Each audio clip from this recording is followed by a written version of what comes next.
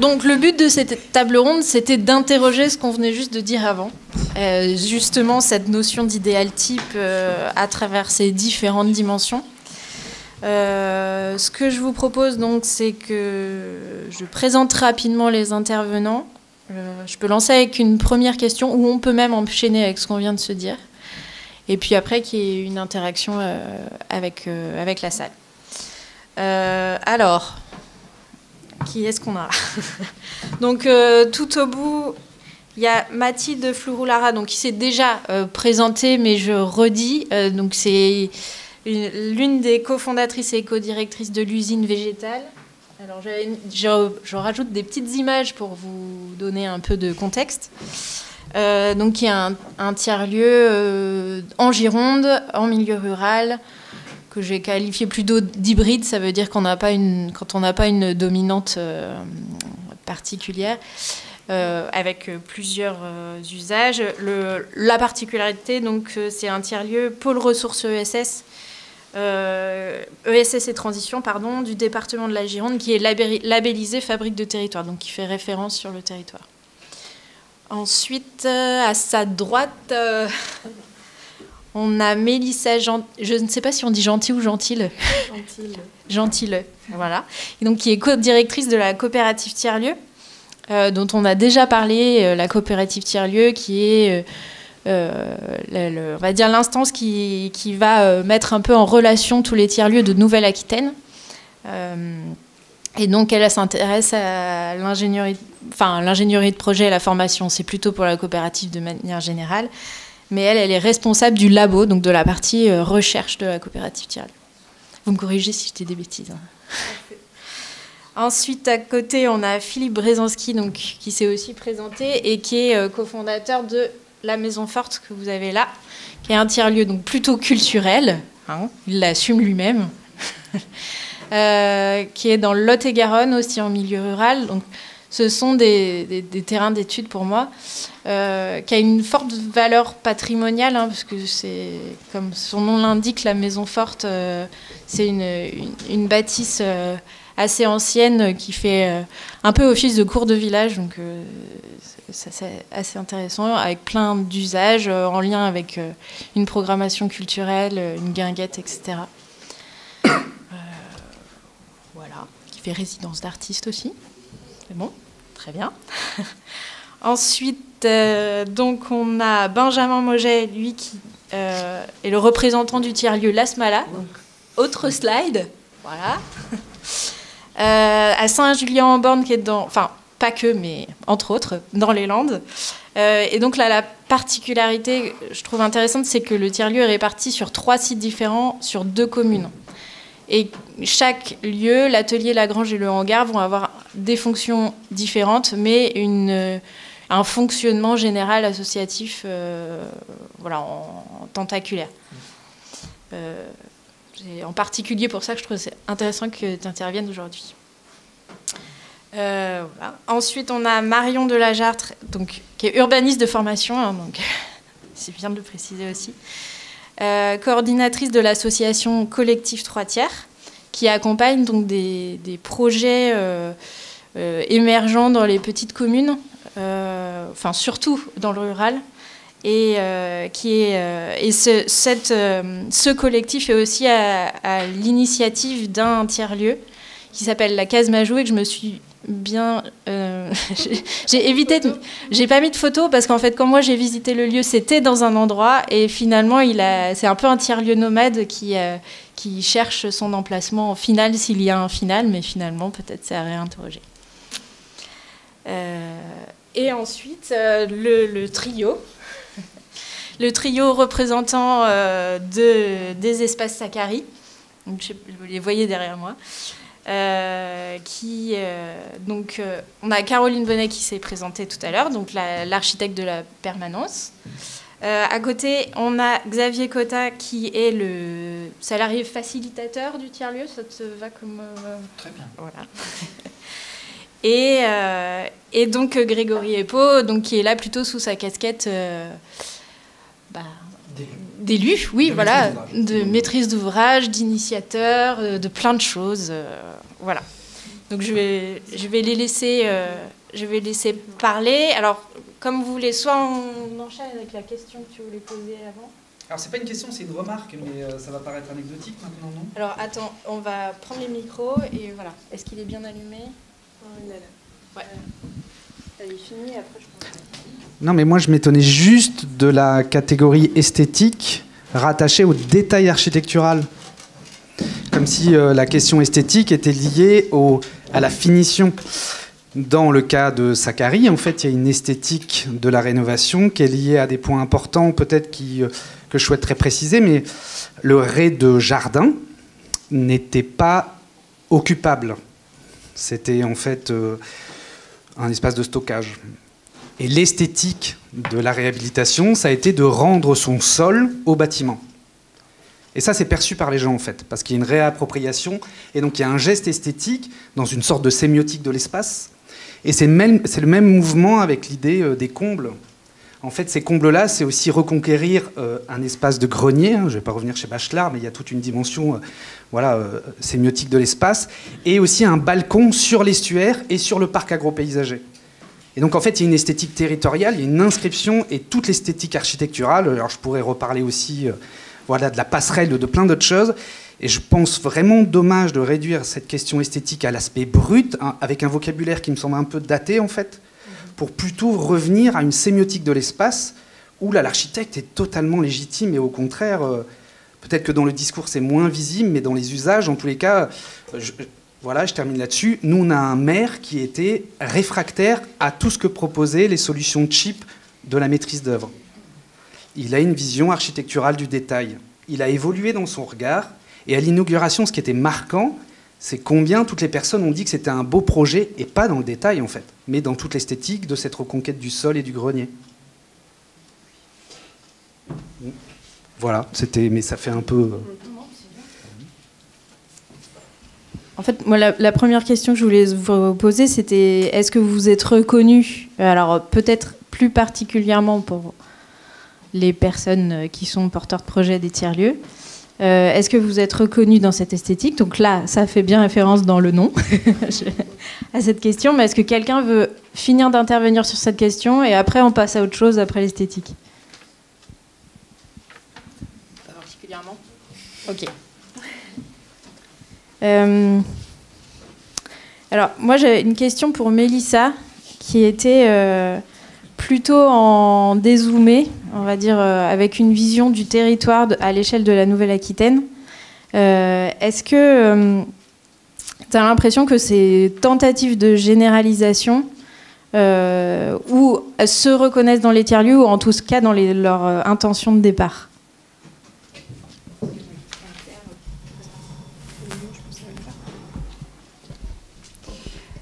Ça a bougé. En fait, du coup, il y a quand même il y a des lieux qui ont plus de 10 ans parmi ceux qui se revendiquent tiers-lieux. Je ne parle pas de tous ceux qui ne se revendiquent pas et qu'on pourrait identifier comme tiers-lieux. Mais dans ceux que nous, on côtoie et depuis aussi ce nombre d'années, une dizaine d'années, les premiers étaient, de moi, mon expérience de terrain, beaucoup plus singulier. Et là, il y a un glissement où, en fait, les derniers tiers-lieux imitent les anciens et se posent moins la question de leur identité, de leur spécificité. Et du coup, il y a une uniformisation de ce qui serait cool. Et ça finit au palais de paillettes. Donc, nous, c'est le sujet d'interpellation de la prochaine revue, de soigner l'accueil, et l'accueil dans ce qu'il est d'humain, mais aussi dans ce côté beau, dans la question du café, de pouvoir tout raconter, discuter, mettre en récit, et de bien puiser dans ce que chacun des collectifs est, et que ça aussi c'est mouvant, puisque les collectifs ils sont mouvants, mais d'enrayer un peu on fait comme les autres, et au final on est sur quelque chose de lissé, et moi je m'ennuie en fait maintenant, quand je passe la porte de certains tiers-lieux en me disant « Ah ok, comme les autres quoi ». Du coup je trouve ça très dommage de ne pas aller creuser la spécificité et la singularité par plein d'angles en plus, parce que, comme on l'a vu, il y a de quoi faire en termes d'angles d'attaque pour aller chercher des singularités. Ok, super, merci. Est-ce que quelqu'un veut... Moi, je ne laisse pas parler, j'ai suffisamment parlé. Ouais. Toi aussi, je te pose une question. C'était juste pour rejoindre ce que disait Mélissa. On a, sur un petit document, on a réfléchi à la notion d'écotone. Alors l'écotone, c'est la création de ce nouveau milieu qui se crée à la rencontre de deux milieux vivants. Et pour nous, parce qu'on est nous-mêmes en train d'être dans une institutionnalisation, puisque l'association a été créée il y a 8 ans, la première, et on est reconnu officiellement comme tiers-lieu depuis presque 6 ans et demi maintenant. Et donc on a eu les prix, les labellisations, et c'est super la reconnaissance, aider les copains aussi à développer de nouveaux projets, à changer des cadres. Et en même temps, on se questionne nous-mêmes sur la suite à donner de notre projet parce que c'est dur, parce que c'est travailler plus pour gagner moins. Voilà, les situations ne sont pas toujours simples. Et en même temps, cette question de l'individualité, de la singularité, de l'individu au sein du collectif, et de la singularité des projets, elle est hyper importante. Aujourd'hui, on vient nous questionner pour accompagner des projets. Et l'idée vraiment de cet écotone, c'est-à-dire de ce diagnostic très important d'où on se trouve, où on vit, du territoire qu'on occupe, et aussi, puisque ça peut être transitoire, on peut être juste de passage, de vraiment le réfléchir comme une rencontre, voilà, de la création d'un nouveau milieu au sein d'un milieu déjà existant. Et donc du coup, s'enfermer dans des modèles préconçus, c'est tout sauf pour nous faire tiers-lieu. Et c'est ce qui fait que nous-mêmes, on ne sait même plus si on est un tiers-lieu ou pas un tiers-lieu, et qu'on réfléchit à la suite. Donc c'est ce qui est difficile de mettre des étiquettes, c'est important parce que ça permet de quantifier, ça permet de qualifier, et en même temps c'est tout de suite très enfermant. Donc défendons vraiment nos identités et nos spécificités, c'est vraiment très très important. Oui. Je voudrais juste dire quelque chose qui va dans le sens de ce que vient de dire Mathilde. Nous au départ, en fait, on ne savait pas ce que c'était qu'un tiers-lieu, on n'avait pas la moindre idée, hein, vraiment. Et même, je dirais même que, là je vous parle d'il y a 8 ans, hein, 8 ans, on pensait même que c'était un peu vulgaire en fait, un peu commercial quoi. On avait une agence à Paris et on faisait du tiers-lieu sans le savoir, on louait des bureaux quoi, à 300 balles, voilà, et puis après on faisait payer le photocopieur ou la salle de réunion, bon, ce que font énormément de tiers-lieux. Hein. Donc tiers-lieu pour nous ça voulait rien dire, sauf que on est tombé sur, ceux qui ne le connaissent pas je vous invite à le lire, le manifeste des tiers-lieux. Pour nous, ça a été un moment extrêmement important. C'est un texte, vraiment, c'est un très beau texte. Je trouve qu'il ouvre un espèce de champ de possibles absolument incroyable, que nous, on avait découvert parce que, je vous parle de l'été 2000, ça semble très loin, 2018, l'Observatoire des politiques culturelles, qui est cette revue qui vient de Grenoble, je sais, là, c'est Grenoble, hein, c'est bon. Voilà, avait fait un numéro spécial, ce qui était très étonnant venant justement du milieu culturel en plus. Voilà. Mais on s'est dit, mais en fait ça correspond vraiment à ce qu'on veut faire. Et ce que j'en ai gardé, outre l'appétit pour le singulier, le différent, voilà, qui cherche, c'est qu'un tiers-lieu, j'en suis encore un peu resté là, naît d'abord de gens. Et pas d'institutions, et pas de collectivités publiques, pas de mairie, pas de conseil général. Ça naît de gens qui disent « Bon, alors, qu'est-ce qu'on fait ensemble pour faire comment, quoi ?» Voilà. Moi, et je trouve que, je sais qu'aujourd'hui, des quantités de mairies, des quantités de départements rêvent de leur tiers-lieu. Nous, on est aussi fabrique de territoire. Encore ce week-end, à samedi, un village avec Madame le maire, qui savait tout ce dont avaient besoin ses administrés, puisqu'elle emploie quand même le mot, enfin... Bon, très bien. Là, je crois que, bon, voilà, comme toujours, à chaque fois, ça fait 15 ans, ça fait... Bon, voilà. Et ce que je voulais dire, ça rejoint ce que dit Mathilde aussi, nous, on espère devenir une institution. On va dire, ah bon, comment? Mais c'est pas possible. Parce qu'effectivement, tous ces établissements, toutes ces équipes, toute cette énergie, le problème des moyens est capital. C'est-à-dire qu'une fois qu'on a épuisé les AMI, les AAP, de la région, du département, de l'agglo, comment on vit, avec quoi on vit? Et plus vous grandissez, et plus de toute façon, vous avez besoin de structurer l'équipe. Grosso modo, il n'y a pas un lieu qui fonctionne à moins de 6 ou 7 permanents. C'est impossible, même en payant les gens très mal. C'est-à-dire, grosso modo, tout le monde chez nous est à 2000 bruts. Hein, c'est la base de rémunération pour absolument tout le monde. Vous ne pouvez pas tenir le choc dans le temps en courant sans arrêt après les appels à projets. Donc nous, on est absolument candidat à devenir un centre culturel de rencontre, qui est un label du ministère de la Culture. Normalement, je dirais qu'à 80%, on va peut-être y aller, mais on a pris soin, dans l'élaboration de ce projet, avec nos partenaires publics, de dire que nous ne renoncerions à rien.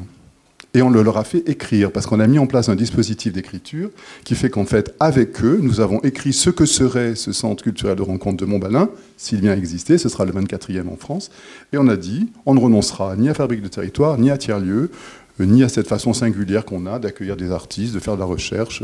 Aujourd'hui, d'être une école, on est école lettres dans le 47. Donc, il y a quelque chose où je trouve, ce qu'on échange vraiment intéressant, c'est qu'il y a quelque chose qui se floute partout sur à la fois les fondements, les revendications, les objectifs, les perspectives, que mine de rien, il me semble que ces tiers-lieux permettent encore. Et ça, je trouve ça assez joyeux, en fait, voilà. Continue. Je sais pas, excuse-moi. Non, mais un mot là-dessus, vite fait ou... Si tu as envie, vas-y. Si j'ai envie. Non, mais je rejoins beaucoup ce qui a été dit. C'est vrai que j'ai eu la chance aussi d'aller voir d'autres lieux, d'autres tiers-lieux. Et il y a quand même, moi je trouve, une nature différente entre les lieux qui se construisent autour d'un bâti, enfin les tiers-lieux qui se construisent autour d'un bâti comme ressource, comme vraiment le socle du projet, et les lieux qui naissent d'un collectif de prime abord. C'est le cas pour nous à la Smala. C'est marrant de dire ça aujourd'hui, maintenant qu'on a 3 lieux. Mais voilà, je trouve qu'il y a quand même une façon de travailler qui est assez spécifique sur ces lieux, en tout cas pour nous, basés sur le collectif. Voilà. Juste en 2 mots, c'était juste ça que je voulais rajouter. La différence que je vois, chez nous, ça a été beaucoup plus fluide au début. On a beaucoup de gens qui étaient là. La première asso, elle a 10 ans. Aujourd'hui, le format, on va dire, l'Asmala, a 9 ans.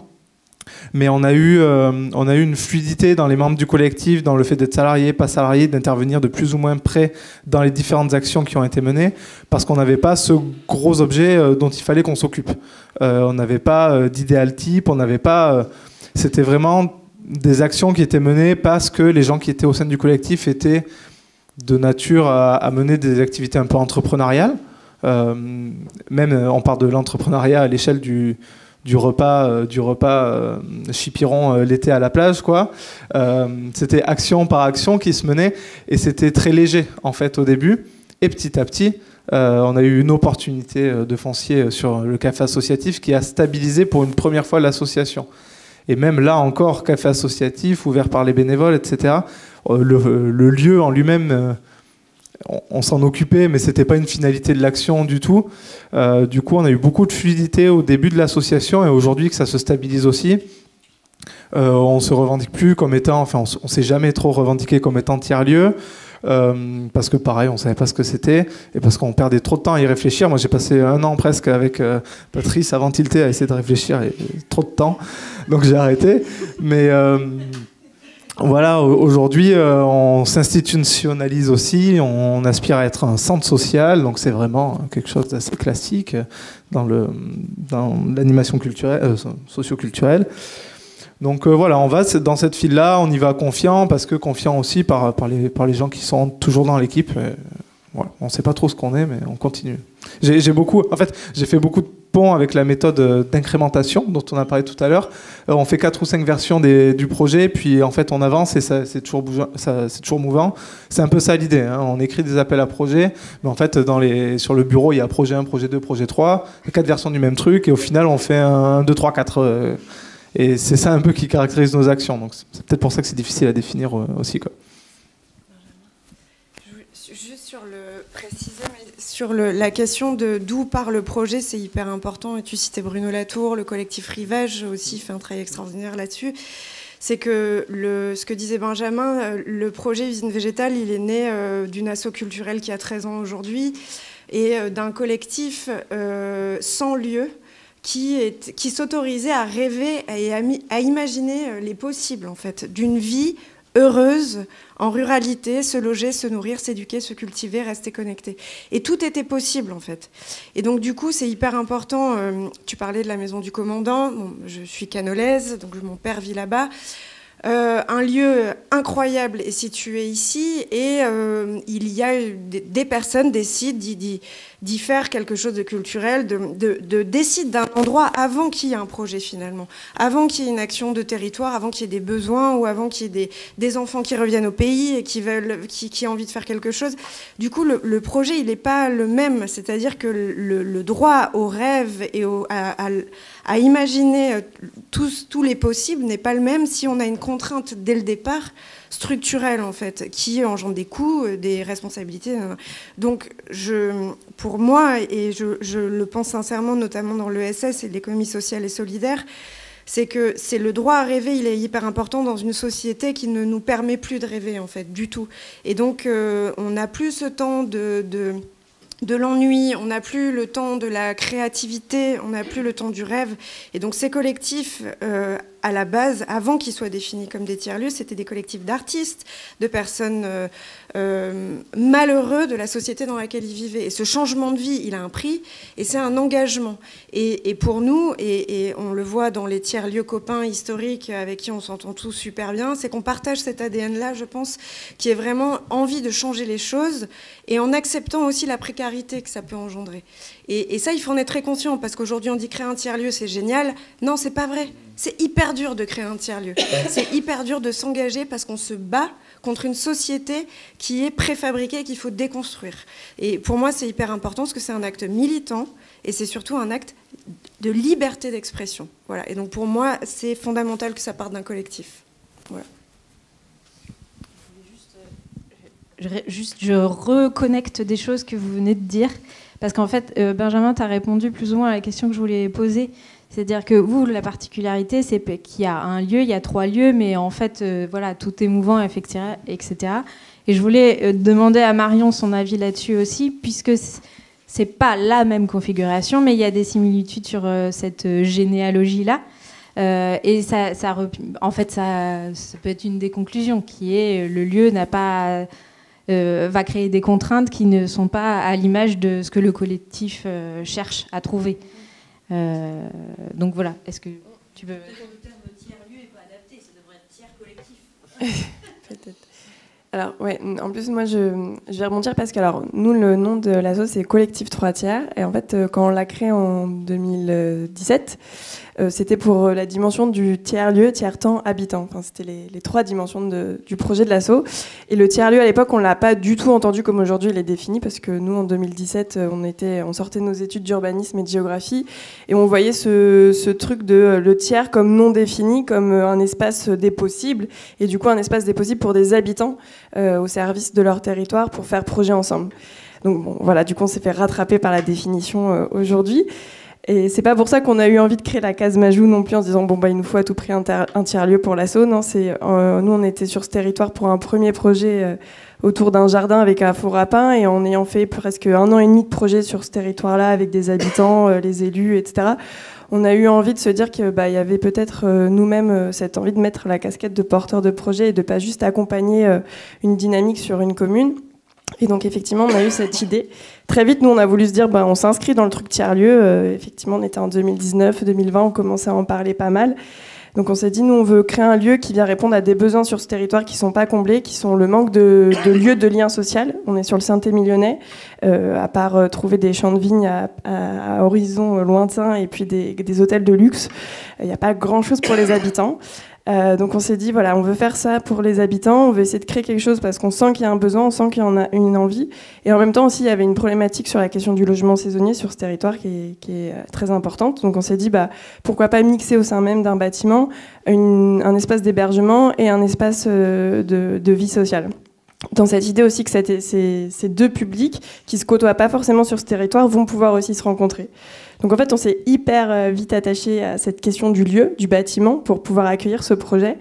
Donc on en a trouvé un qui était du coup sur la commune de Lussac, qui est l'ancienne boulangerie du village, qui effectivement répondait à tous les critères qui nous paraissaient importants, être dans un centre-bourg où du coup il y avait un peu cette notion de centralité, avec un collège à proximité, des commerces à proximité, voilà notre vision très urbaniste, avec cette dynamique aussi de se dire que l'espace suffisait en termes de mètres carrés pour à la fois accueillir de l'hébergement, accueillir un espace de vie sociale, en plus avec un jardin. Donc voilà, on s'est fixé là-dessus. Sauf que du coup, un bâtiment qui nécessitait énormément de coûts de rénovation. Du coup, c'est un bâtiment propriété de la mairie. Et donc, en fait, ça est un peu l'entrée dans le calvaire pour nous, puisque du coup, on s'est accroché à ce lieu, dans cette idée que le projet allait se faire là. Et sauf que, du coup, avec plein de contrats qui sont que la commune ne pouvait pas porter le projet de réhabilitation du bâtiment, on est sur des coûts d'opération, coûts de travaux à l'époque à 600 000 € à peu près. La commune nous dit qu'elle peut pas, la communauté de commune dit bon nous on va le faire, puis en fait non, en fait ils n'arrivent pas à avoir toute la majorité qui suit là-dessus. Et donc petit à petit les années passent et en même temps nous on était sur place et on avait envie de porter ce projet, et donc tout un collectif d'habitants sur place s'est très vite greffé à cette envie de faire cet espace de vie sociale. Et donc en fait le projet est né sans lieu. Donc en fait, on a lancé une dynamique sans effectivement que le bâtiment soit rénové, en s'appuyant quand même sur la partie jardin qui, elle, était accessible et qui a été quand même, je pense, importante pour quand même lancer une dynamique, parce qu'on avait quand même ce jardin qui a permis de lancer des choses. Et donc, petit à petit, le projet d'espace de vie sociale s'est fait. Donc aujourd'hui, on a un agrément de la CAF qui nous dit qu'on est un espace de vie sociale sur ce territoire, qui nous permet quand même du coup d'avoir des financements pour faire financer un certain nombre d'activités. Sauf qu'aujourd'hui, ces activités, elles se font dans des salles municipales, elles se font donc dans ce jardin. L'objectif aussi, c'est que ce soit un espace de vie sociale qui rayonne sur toute l'intercommunalité. Donc en fait, effectivement, maintenant on est sur Lussac, mais on est sur Vignonnet, qui est le sud du territoire, donc à 20 minutes de Lussac. Ce qui fait qu'on n'est pas du tout sur les mêmes bassins de vie, donc pas du tout les mêmes habitants aussi à mobiliser sur le projet. Mais voilà, du coup, en fait, on s'est créé autour de tout un territoire finalement, et non pas autour de ce lieu de l'ancienne boulangerie. Alors, aujourd'hui, quand même, maintenant, on est convaincu quand même qu'il nous faut ce lieu, que c'est quand même important parce que c'est ce qui crée l'identité, c'est ce qui crée le repère pour les habitants. Donc même, en fait, là, on n'attend pas les travaux qui vont être faits par un bailleur social. On a pris la décision là de rénover une toute petite partie avec nous des financements qu'on a trouvés du bâtiment, qui va nous permettre quand même d'avoir de nouveau retrouvé cet espace de proximité, de lien, et du coup, avec le jardin qui va permettre de créer la dynamique. Mais le projet, effectivement, a complètement bougé. Ça a été complètement mouvant par rapport à notre idée de départ, et on s'est retrouvé effectivement aujourd'hui à être on suit le flux, on subit des contraintes et on s'adapte à ça. Et c'est vrai que du coup, je rejoins Mathilde sur le fait que face à ça, c'est quand même assez épuisant. Moi, clairement, l'année dernière, j'étais là, j'arrête. En fait, ça fait 4 ans que je me bats pour ce projet et on n'y arrive pas. Et c'est la force des habitants qui s'étaient créés autour de ce collectif qui m'a fait dire en fait, non, on n'a pas créé rien. En fait, il y a aujourd'hui des gens qui veulent s'approprier et qui veulent créer ce projet. Ce qui fait que là, depuis le janvier 2024, il y a une association propre à cet espace de vie sociale qui s'est créée et qui n'est composée que d'habitants du territoire et qui va du coup prendre en autonomie et qui prend un peu son envol autour de ce projet d'espace de vie sociale. Donc, voilà.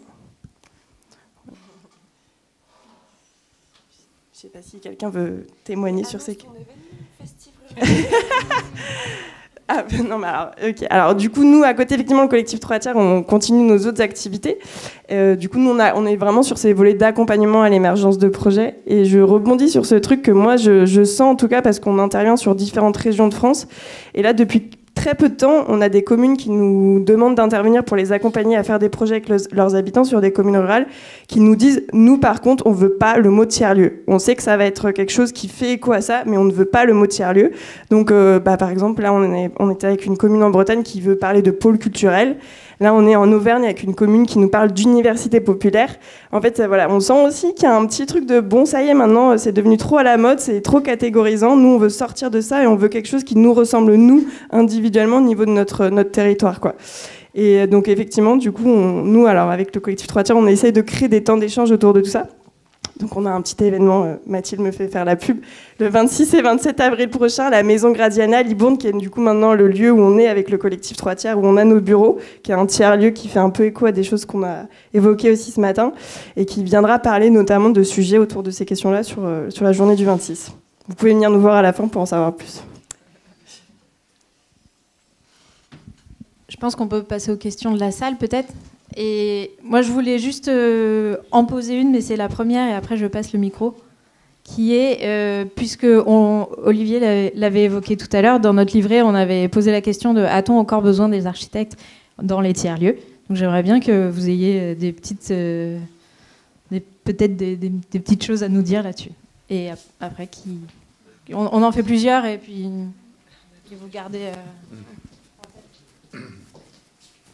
Ouais, juste, je ne sais pas si ça sera une question ou une remarque. Enfin, j'ai l'impression quand même qu'il y a une question on a évoqué tout à l'heure l'idée que peut-être on pourrait faire une typologie des tiers-lieux. Moi, j'ai l'impression que si typologie il y a, à vous entendre, c'est dans le rapport qui est entretenu aux finances publiques, en fait. On voit bien qu'il y a des tiers-lieux. Alors, j'en vois pas de représentés aujourd'hui ici, c'est peut-être pas aussi un hasard. Des tiers-lieux qui sont des entreprises associatives, en fait, et qui ont une logique de développement économique. Voilà, il y a plein d'élus qui rêvent d'avoir des tiers-lieux pour le numérique. Il y a des financements spécifiques pour le numérique, avec des logiques de développement, en fait, et qui n'ont pas du tout d'adhérence à un discours type le vivant, la tour, etc. Voilà. Donc, il ne faut pas qu'on idéalise non plus l'idée qu'il y aurait un discours homogène comme ça, qui irait du contre. Il y a aussi des tiers-lieux tout à fait institutionnels et économiques. Il y en a qui effectivement se construisent avec une éthique, un discours contre, etc.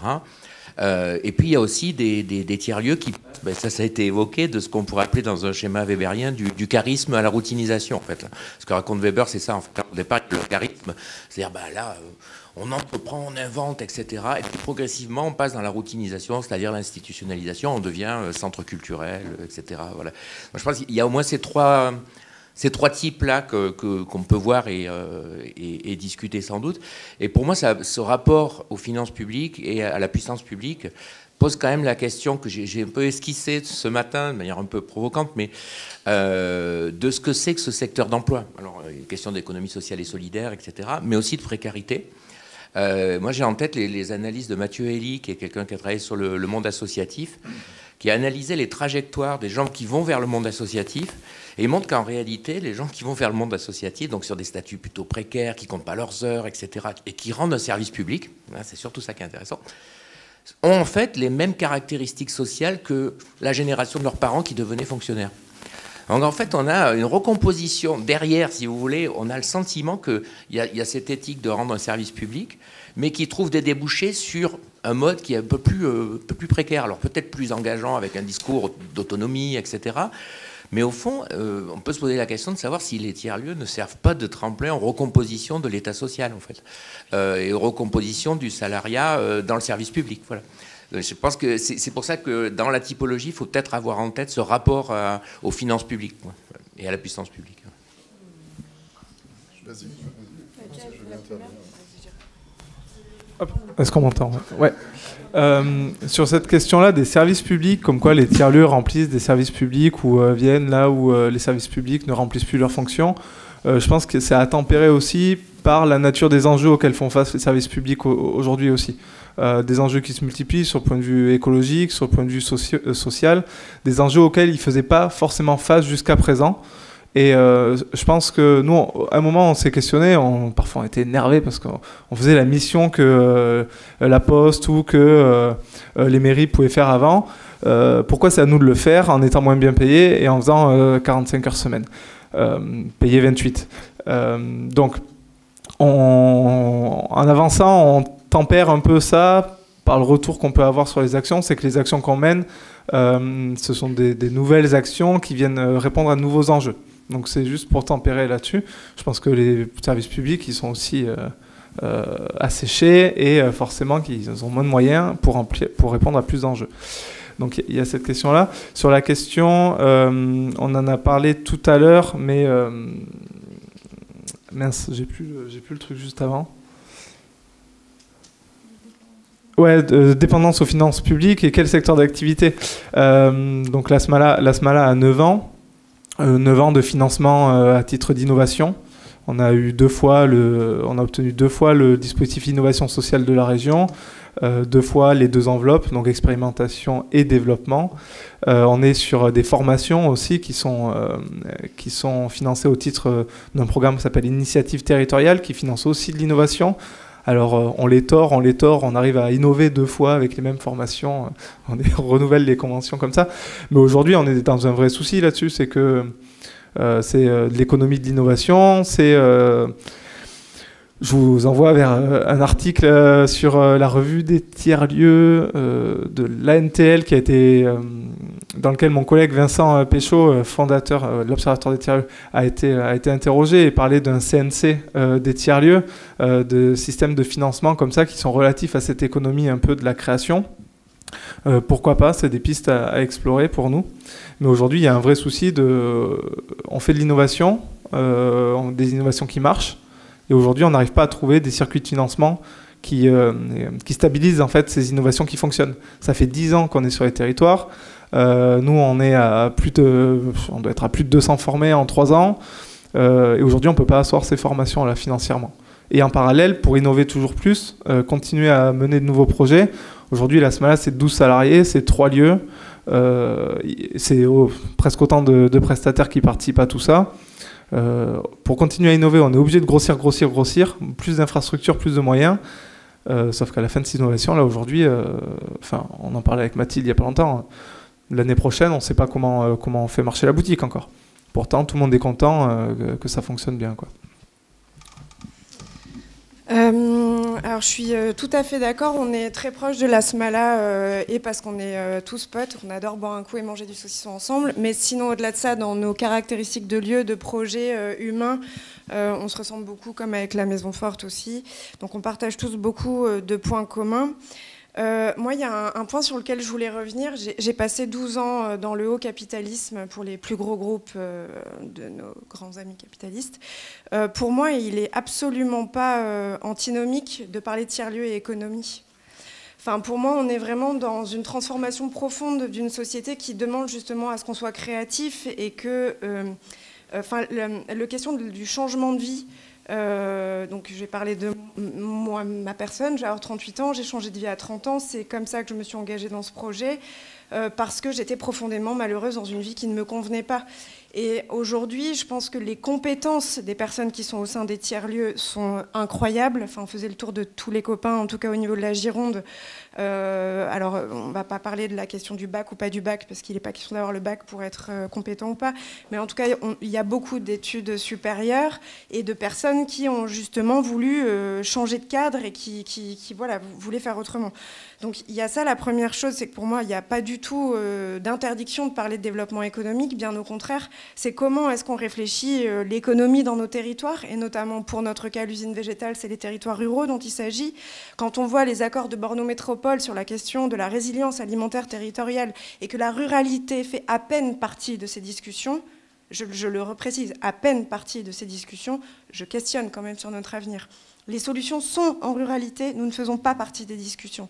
Donc l'économie d'avenir, elle est au sein des ruralités. Et du coup, comment est-ce que les lieux que nous créons ensemble en tant que citoyens, qui réfléchissons à nos besoins, aux moyens de mobilité, à la précarité de ces territoires, si on ne considère pas qu'on peut être légitime à parler d'économie. Donc ça, c'est quelque chose que je questionne. Et le deuxième point, c'est aussi les études d'impact que nos lieux portent.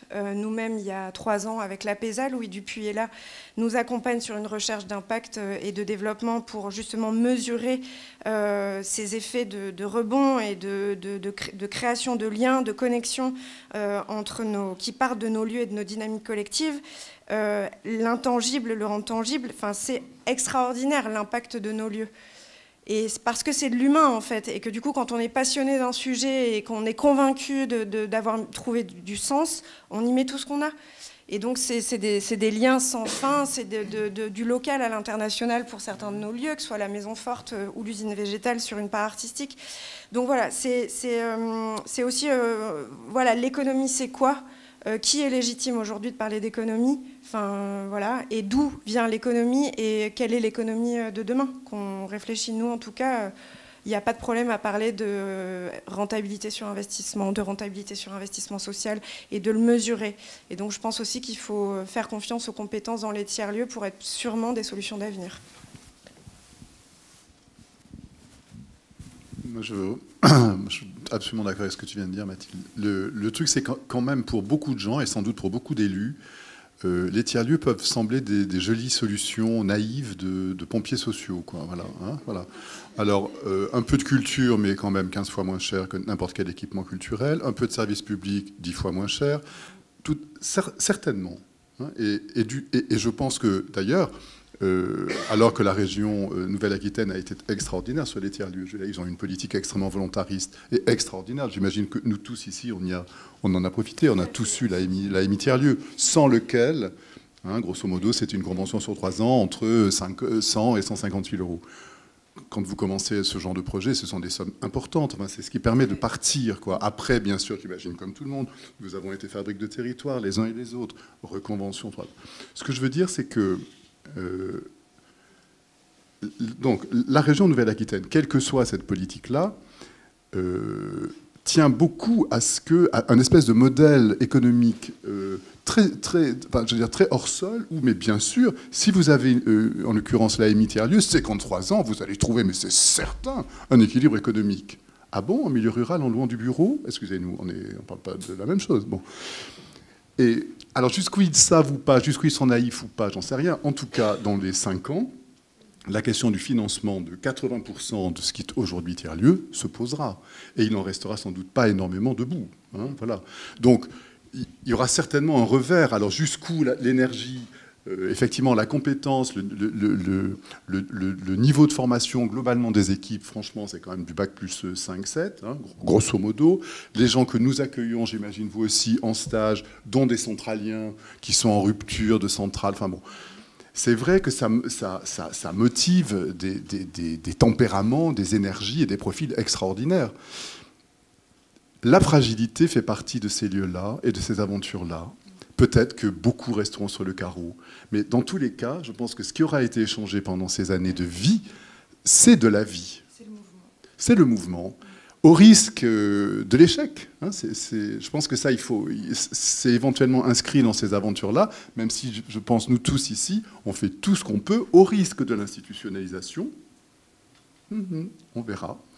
Mais au risque de ça, pour faire vivre ces projets. Voilà. Et juste accompagné de personnes, en fait.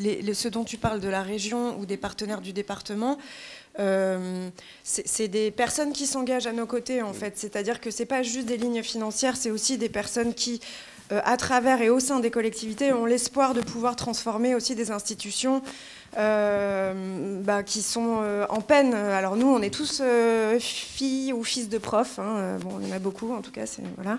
On se le dit, on se dit, putain, mais c'était génial à l'époque de nos parents d'être prof. Aujourd'hui, c'est la merde d'être prof, en fait. Alors, c'est un magnifique métier, c'est plus reconnu. Et en fait, c'est comment est-ce qu'on revalorise tout ça, en fait. Comment est-ce qu'on redonne de la qualité? Et c'est en effet un mouvement contestataire, mais un mouvement aussi qui se travaille en partenariat avec des personnes.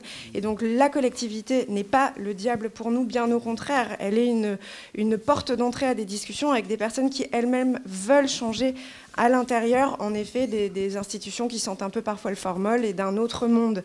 Et donc le Covid a aussi fait bouger des choses. Aujourd'hui, nous, on travaille avec des mécènes, mais des partenaires financiers pour équilibrer nos projets, qui veulent financer de la recherche. Et là, on parle de groupes internationaux, de multinationales. Il y a des personnes qui gèrent des châteaux. Il y a des partenaires qui se disent OK, mais moi j'ai 40 ans, j'ai des gamins, je veux un potager, je veux bouffer mes légumes. C'est plus possible, là, en fait, ce monde où on exporte tout, où on développe des richesses. Les châteaux chez nous ont créé le croissant de pauvreté de la Nouvelle-Aquitaine. Nous, on est sur ce territoire-là. Il y a des châteaux aujourd'hui, ils disent attendez, c'est plus possible, en fait. On ne peut pas continuer à faire un pognon monstre en vendant des plus grands vins à l'international et retrouver des bidonvilles autour de la 89 parce que les gens ou les saisonniers ne peuvent plus se loger, être sur de la traite humaine. C'est de ça dont il s'agit. Donc il y a des gens qui essayent, des personnes, de changer les choses. Donc la collectivité, il y a des personnes extraordinaires et le cadre est parfois discutable, mais en tout cas, il faut vraiment aller vers les personnes qui essayent de changer les choses. Et moi, j'ai de l'espoir par rapport à ça. Juste revenir sur cette politique publique de la région. Ah non, pas de souci, c'est Xavier qui est assis sur la chaise la plus basse. Donc l'AMI tiers-lieu a fait l'objet d'une évaluation de la politique publique que je pense que vous pouvez obtenir auprès d'Eugénie Michardière, qui je crois est connectée. Et en fait, c'est ce qui a permis d'aboutir à l'AMI développement depuis 2 ans, conjoint avec un AMI émergence pour ces dites zones blanches que tu as un peu évoquées, Patrice, dans le tout début de cette matinée. Et cette année, on va reconduire un temps avec un certain nombre de tiers-lieux et partenaires, et évidemment avec les équipes de la région avec lesquelles on travaille en effet quotidiennement pour la plupart. Ça marche plus ? La plupart d'entre nous. Et il s'agira en fait de faire un point d'étape après 2 ans de cette nouvelle mouture d'AMI, avec aussi dans le viseur le désengagement, je pense qu'on peut l'affirmer, de l'État. De l'État, je vais prendre ça. Surtout pour ceux qui sont en ligne. Ouais, censurés par l'État. Pour le dire de façon très nette, les réseaux régionaux n'ont toujours pas d'éclairage sur un éventuel soutien de l'État pour l'année 2024, donc on considère qu'il n'y en a pas. Et pour les tiers-lieux, il n'y a toujours pas de visibilité sur les dispositifs qui ont été promis dans le cadre des annonces suite Covid. Donc tout ça, en fait, a été monté en effervescence post-Covid avec un plan de relance, mais du coup, on le savait très bien, derrière, c'était pas du tout de l'acquis. Et là, on assiste du coup aux premières fermetures pour différentes raisons: épuisement, difficulté d'accès à des financements, problématiques de gouvernance. Donc on est en mode SAV des politiques publiques quand on a un réseau régional, mais avec quand même une écoute et de la discussion avec la région qui, elle, ne se désengage pas. Il y a un maintien à la hauteur de ce qu'elle peut, parce qu'elle aussi s'est vue sucrer une partie de ses budgets, et notamment sur les budgets de l'économie sociale et solidaire. Donc oui, il y a quand même cette difficulté financière évidente. Après, moi, je remettrais bien un petit point là qui va peut-être pas plaire à tout le monde, mais quand je suis arrivée à la COP en 2017, j'ai souvenir qu'on disait aux porteurs de projets: prenez votre temps, ne cherchez pas à vivre de ce projet trop vite, parce que vous allez vous foutre la rate et vous allez foutre la pression au collectif. Et si on veut qu'il y ait une dimension d'autogestion, il faut laisser le temps à ce que tout le monde puisse prendre sa place, et on identifie quel est l'endroit où il faut salarier une compétence pour mettre de l'huile dans les rouages, coordonner. Et après, vient en parallèle une dimension qui est celle de l'ambition du collectif, et qui, en fonction de l'ambition et du degré d'urgence contextuel, va venir orienter du coup les choix de fonctions qu'on va vouloir couvrir avec une approche salariée. Et après, on n'échappe pas aux difficultés de toutes les assos depuis des années de conjuguer des forces vives bénévoles qui sont elles aussi fatiguées et des forces vives salariées qui sont engagées et qui du coup se perdent dans cet engagement parce qu'en fait il y a l'urgence. Et donc il y a aussi peut-être à un moment donné à mettre un coup d'arrêt sur certains projets pour prendre un recul qui est nécessaire en fait, parce qu'il y a des burn-out à la pelle. On a fait un sondage. Mathilde a largement contribué à l'écriture du sondage qui a été généré l'année dernière auprès des richesses humaines en tiers-lieu. On n'a pas distingué salariés et bénévoles. En effet, l'État est catastrophique. Donc, en effet, ça aura été une bonne partie de discussion, de vie pendant 10 ans. Et si ça s'appelle autrement demain et si on se redéploie autrement, tant mieux. En fait, on sera tous plus fort de cette expérience, on se sera enrichi de cette modalité qui, j'en suis sûre, a déjà eu des effets sur des dommages collatéraux, mais plus que nécessaires en fait. Là, on a fait vriller certaines personnes, mais c'est tant mieux, il le fallait. Je ne parle pas des individus qui sont en burn-out, mais les institutions qui sont obligées de se re-questionner. Après, ça pose question selon les échelles, puisque aujourd'hui, il y a un GIP, donc France Tiers-Lieux, issu du développement de l'association de préfiguration, en période pré-Covid, post-Covid. Il y a eu une association de préfiguration nationale des tiers-lieux qui a donné lieu d'une part à l'association nationale des tiers-lieux et d'autre part au GIP France Tiers-lieux. Au niveau du GIP, aujourd'hui, est agitée dans tous les sens la problématique du conflit d'intérêts, donc qui enraye toute co-construction de l'action publique. Donc on est loin d'avoir gagné sur comment finalement discuter de servir de l'intérêt général main dans la main, ce qui était quand même le point de départ et peut-être là la force des tiers-lieux que d'arriver à aller sur la discussion du cadre réglementaire et après d'une mise en œuvre en collaboration à minima. Et donc là on voit qu'au plus haut niveau, ça y est, ça commence à frotter alors qu'on se targue d'avoir fait un GIP. Voilà, j'ai dit. Merci. Je reprends juste... pour vous dire qu'on a déjà dépassé de 10 minutes, je vous propose de prendre encore 5-10 minutes pour passer la parole à Xavier qui avait un truc à dire et peut-être pour répondre aux questions des personnes en ligne qui n'ont pas pu intervenir avant. Voilà. Et si après, la salle veut conclure par une dernière question rapide, et on est bon, quoi. Ouais. Exactement. Exactement. Moi aussi. Bon, je passe à Xavier, on fait vite, parce que tout le monde aura faim à un moment, je pense. J'abonde dans le sens de tout ce que j'ai entendu jusqu'à maintenant. J'y apporte juste ma réflexion personnelle qui n'engage pas les espaces Zacharie. Hein. Je les libère de ce que je vais dire. Je pense que les tiers-lieux ont ceci de commun, que c'est une initiative, qu'elle soit spatialisée dans un lieu ou pas, mais qui est un espace d'autodétermination d'un groupe de personnes qui cherchent à proposer un autre mode de fonctionnement, une autre société meilleure, avec tout le cortège de valeurs qu'ils ont envie d'y mettre, mais sans faire sécession avec la société actuelle. Ce qui distingue d'un mouvement anarchique où on s'organise, on fait encore partie de la société, on fait une contre-proposition, et en étant encore en contact avec tout le monde pour accompagner. Et c'est hyper important le plus radical, même on peut être très radical, mais là, je tends une perche à l'architecte qui permet justement de rendre acceptable des points de vue parfois radicaux, sur le plan de l'esthétique ou même de la fonctionnalité. Quand bien même certains voudraient faire table rase et se contenter d'une dalle en béton, peut-être qu'on peut faire un petit peu, se donner un petit peu plus de confort quand même. Donc c'est une réaction à un manque, un abandon, ou de bâtiments ou de quelque chose qui nous manque, mais ça c'est ce qui est commun à toutes les associations normalement. Une association, c'est des gens qui se réunissent pour pallier à quelque chose qui leur manque de manière très locale. Et moi j'ai pas de scrupule à dire, c'est pour ça que je libère les espaces Zacharie, j'ai pas de scrupule à voir mourir des tiers-lieux ou des associations une fois que la mission est remplie. Et une fois que le boulot est fait, que les tiers-lieux se routinisent, qu'ils soient assimilés par l'institution, mais génial, mais grand bien leur face. Si on voit apparaître le retour des services publics et que, très bien, allons-y, banalisons, et les tiers-lieux sont à la mode, mais parfait, banalisons le fait que cette société-là qu'on souhaite meilleure et que cette entraide, cette solidarité, des nouveaux modes de coopération non compétitifs, mais allons-y. Donc ça me bat. Je voulais dire du coup qu'il y avait le côté... Excusez-moi, je reprends mes notes. Par contre, pour parler de l'objet tiers-lieu, qui est peut-être même déjà mort avant d'avoir été caractérisé, en fait, mais c'est pas grave, effectivement, on renaîtra sous une autre forme. Là, ici, dans cette pièce, on cherche un outil, on cherche la caractérisation des processus à l'œuvre dans un objet.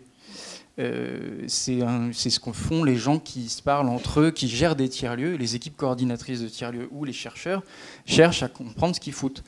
Les gens qui participent aux activités des tiers-lieux, et j'en connais dans mon tiers-lieu, ne savent pas qu'ils sont dans un tiers-lieu, pour beaucoup, ou quand je leur apprends, ne comprennent pas ce que c'est, et j'ai bien du mal à leur expliquer. Parce qu'on a bien du mal à se l'expliquer. Et c'est pas grave, ils font ce qu'ils ont envie de faire, et ça va dans le sens des tiers-lieux, en fait, globalement. Donc je comprends votre besoin de caractérisation, mais c'est plutôt un processus très mouvant, tellement mouvant que tous les outils que moi je mets en place pour faire de la consultation, de la co-construction, tout ça, sont déjà souvent obsolètes avant même que j'ai réussi à les appliquer, parce que c'est saisonnier l'implication des gens, on vient, on s'engage, on repart parce qu'on n'a plus de temps libre, parce que les mômes étaient en vacances, on s'est investi 2 semaines, puis après on repart. Moi, globalement, j'ai observé que dans l'assaut, j'ai une fenêtre de tir de février à fin juin. Après, on part en vacances. Après, c'est la rentrée. Après, c'est l'automne, il fait froid, on reste à la maison. Et puis en février, quand il refait beau, on repointe le bout du nez, on veut mettre les mains dans la terre. Donc, mais c'est pas grave. C'est pas grave. Simplement, il faut que les gens vivent bien sur leur territoire. Et ça implique qu'ils s'y investissent et que les institutions filent un coup de pouce, parce que quand même, il faut avouer qu'on remplit quelques missions qui me semblent à moi capitales pour vivre bien sur un territoire qui n'est pas franchement au top de sa forme. Donc voilà, c'est tout. Continuons à réfléchir au tiers-lieu, mais pas trop. Je pense qu'il faut faire plus. Bravo. C'est très bien. Merci. Pour les archives. Ah ouais. Peut-être que vous voulez en parler, parce que moi j'ai déjà beaucoup parlé. Très rapidement, est-ce qu'on a besoin des architectes? Alors moi, du coup, j'ai une formation de socio ici à Bordeaux, donc Fabien là-bas, vous m'avez donné des devoirs une fois.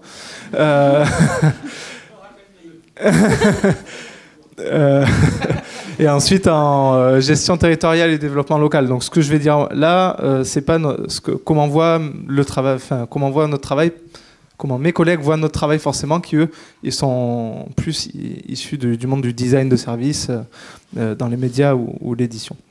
À la SMALA, on a ouvert 3 lieux par opportunité pure. 2017, le maire nous propose un local privé.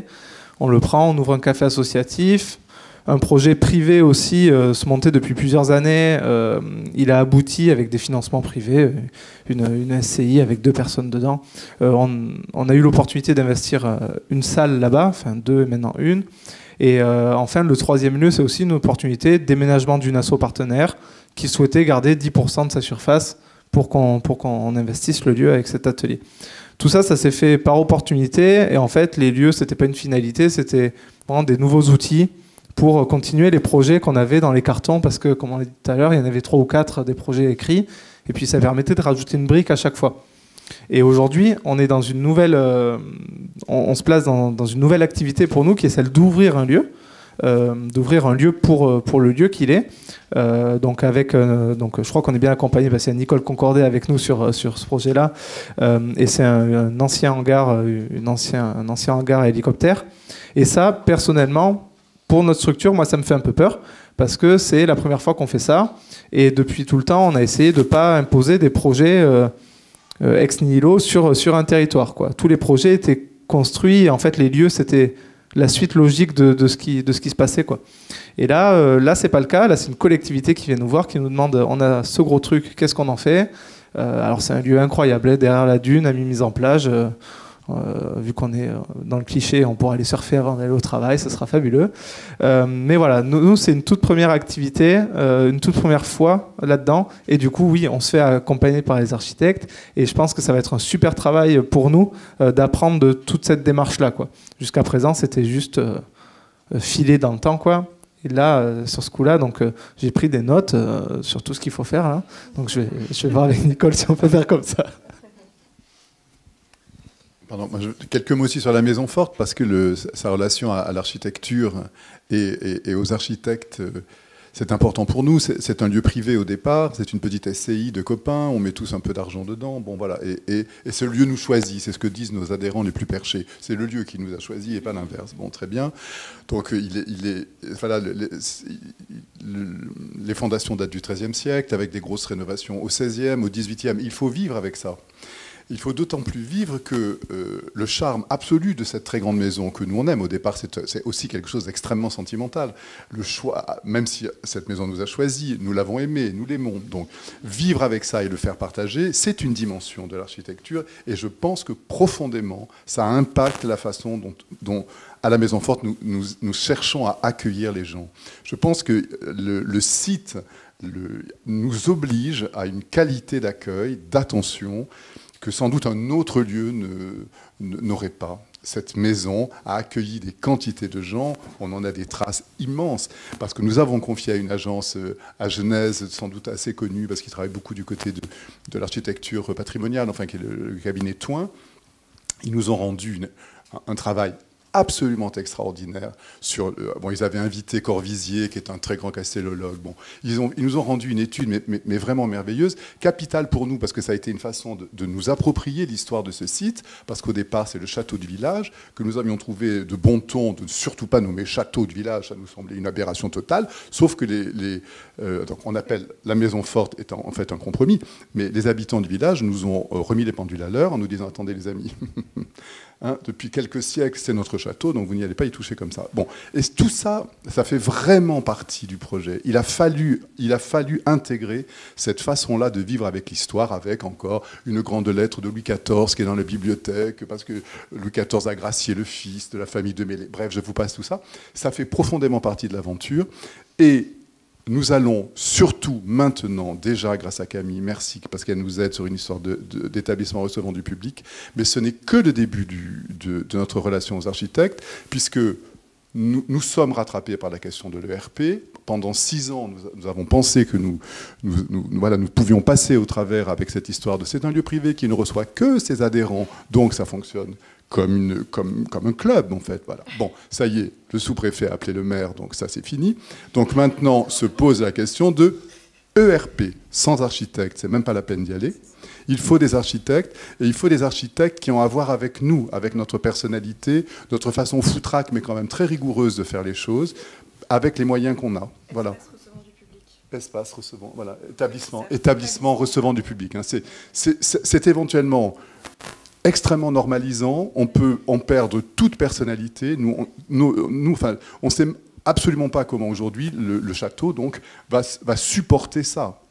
Pour l'instant, on le sort du lot. On ne fait que des dépendances pour pouvoir accueillir au fond, dans 15 jours du public. Donc, comme on n'est pas ERP, que le maire bloque, des amis qui ont des chapiteaux, on monte un chapiteau sous 15 jours qui, lui, est homologué de façon à recevoir au moins du public. Enfin, je vous passe ce genre de truc. Mais là, sans architecte, tout de suite pour déposer, puisque grâce à Camille, on va déposer demain un pré-dossier en espérant au moins se mettre dans le... Voilà. Donc, moi, je dis, les camarades architectes, surtout comme vous les avez définis, c'est-à-dire des gens qui voient leur métier de façon à la fois militante et proche des collectifs, d'une certaine manière, travaillant en collectif, on en a extrêmement besoin. Pardon, je suis toujours trop long. Non, pareil, pour partager l'expérience des architectes, donc un des cofondateurs a fait Archi Bordeaux, Clément Gardin, il s'est arrêté en 3e année parce que l'image qu'on lui proposait de l'architecte lui convenait pas trop. Du coup, en tant qu'artiste peintre, il a décidé de s'investir sur un projet personnel qui a été la création collective de l'usine végétale. Nous, on a toujours été avec des archis, notamment Nicolas Lelier, qui est aussi professeur à la fac de Bordeaux, ici même, à l'ENSAP, du coup, collectif Happy. Il a fait partie dès le départ du projet, parce que le projet, il est parti d'abord de copains, de discussions et d'un lien fort entre art et architecture. Et du coup, ça a été très important parce que quand on a des copains archis, ça permet de faire des économies. Et dans un projet où on monte ça avec des bouts de tissu, c'est important. Et aussi pouvoir réfléchir de façon, parfois un peu fougueuse, mais aussi avec un cadre réglementaire. Le lieu qui nous a été proposé dans nos recherches une fois le collectif développé et le projet construit avec les 3 associations aujourd'hui qui existent au sein du tiers-lieu.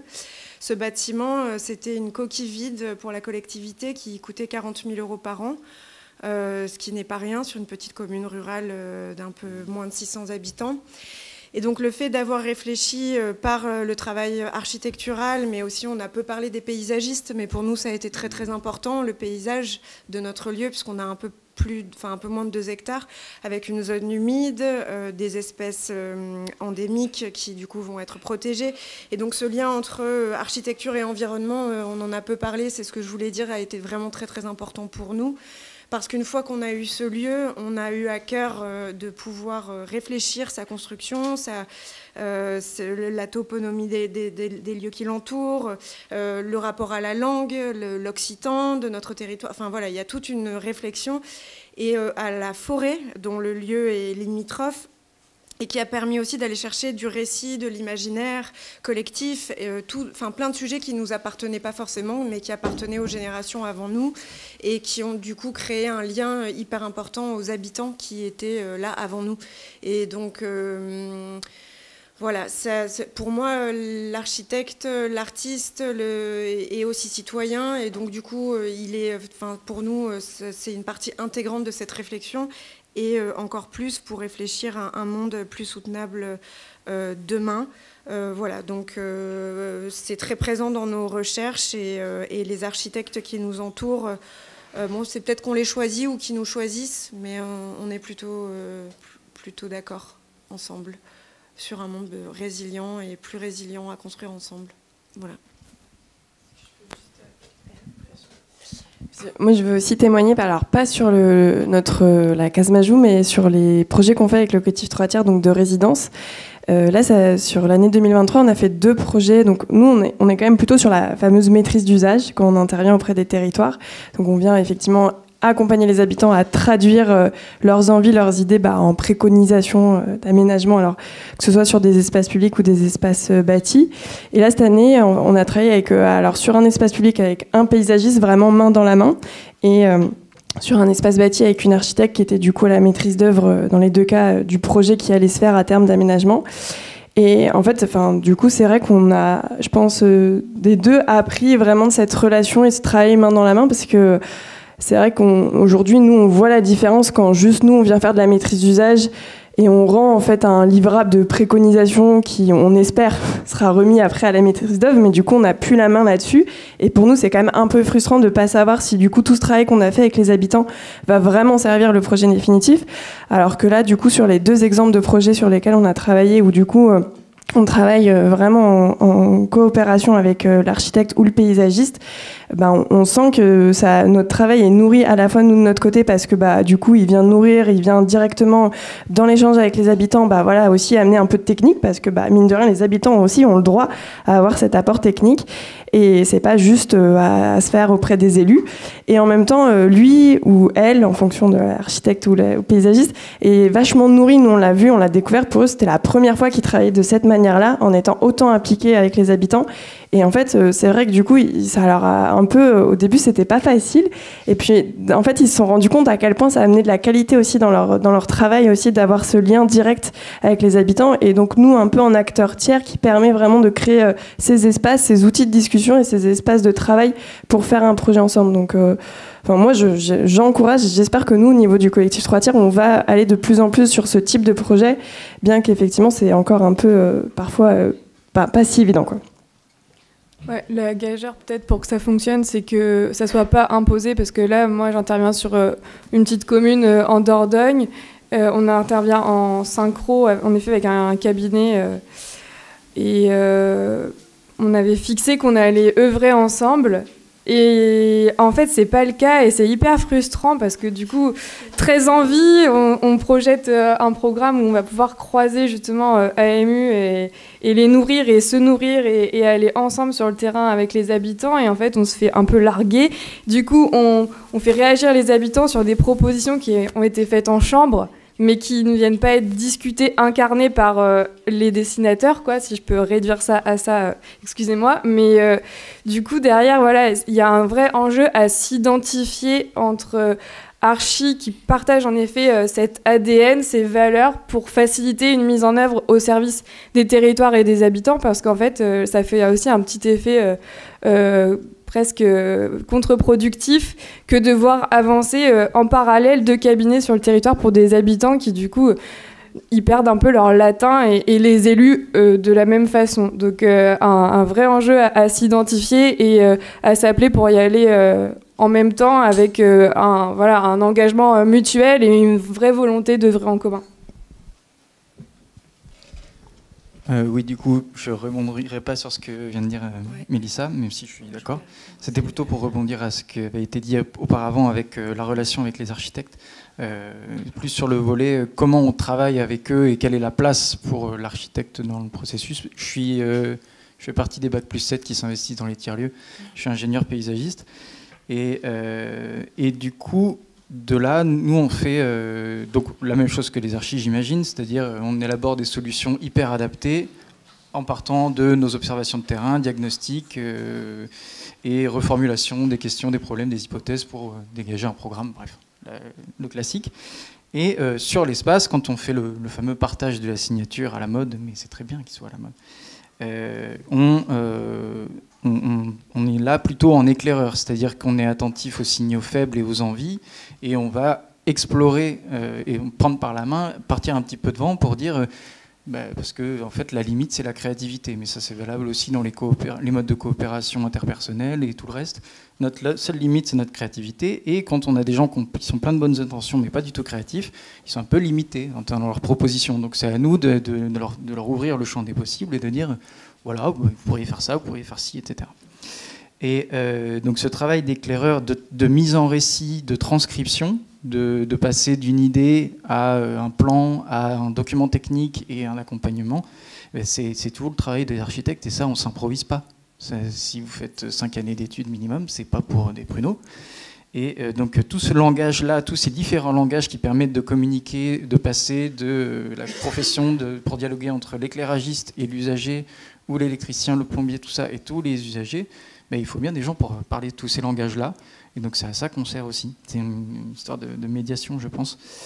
Et le travail d'exploration du champ des possibles n'enlève rien aussi, et c'est la question pour moi, c'est quid de l'acte de proposer quelque chose, de la proposition, d'un truc qui n'a pas fait l'objet d'une observation, d'un signal faible ou d'une envie exprimée par les habitants, mais comment à un moment donné on prend aussi un petit peu, voilà, on se dit non, moi je pense qu'il faudrait faire ça.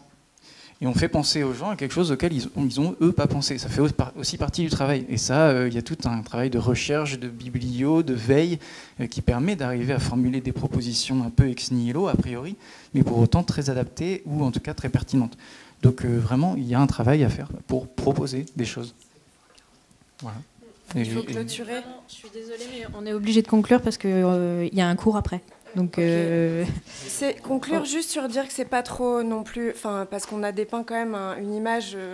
Excuse-moi, mais est-ce qu'on peut finir au déjeuner parce qu'on va se retrouver. Alors pas tout le monde. Je suis désolée, on va pas pouvoir inviter tout le monde au déjeuner, mais les intervenants, on va se retrouver autour d'une table et comme ça, on peut poursuivre de manière un peu plus informelle. Alors peut-être qu'il y a des. Vous voulez donner juste des infos. On a eu Marion. C'était sur sur le festival. On est bon sur les contacts. Je pense que vous avez tous mon mail. Donc si vous voulez contacter les personnes, vous pouvez passer par moi. Et voilà. Et on va conclure parce qu'on a déjà dépassé d'une demi-heure. Merci à tous.